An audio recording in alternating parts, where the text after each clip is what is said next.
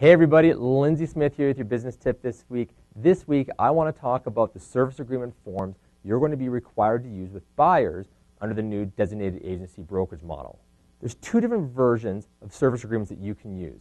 Number one is an exclusive buyer brokerage agreement, and number two is a non-exclusive buyer brokerage agreement. So based on your business model, you can decide which one you choose to use.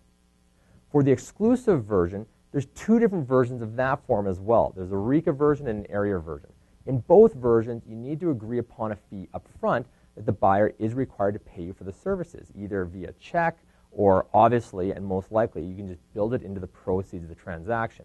The difference between the two agreements is that, let's say there's a commission bonus on the property.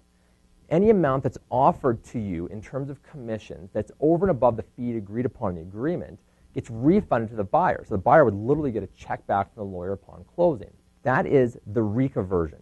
Under the area version, the realtor gets paid the greater of whichever is agreed upon in the contract or what is offered by the listing agent.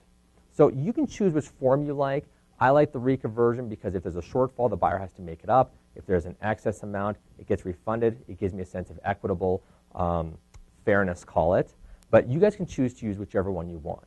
For the non-exclusive version, this is an area form, and it's just called buyer brokerage. And in this version, the buyer is not responsible for your fee or the remuneration. You will be negotiating with the seller, and whatever you get, you get. And you are still responsible to disclose the method of remuneration paid to you.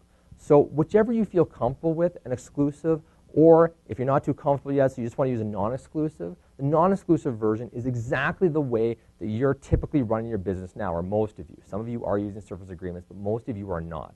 So that's the way that business is typically done today with buyers. They can work with whoever they choose. They're not responsible for your fee. It's whatever the seller or the seller's brokerage offers. So I hope you guys can learn to use these forms very, very comfortably. It should be a natural transition of explaining the forms. And hopefully you guys enjoy representing your clients at a higher level under the new designated agency model.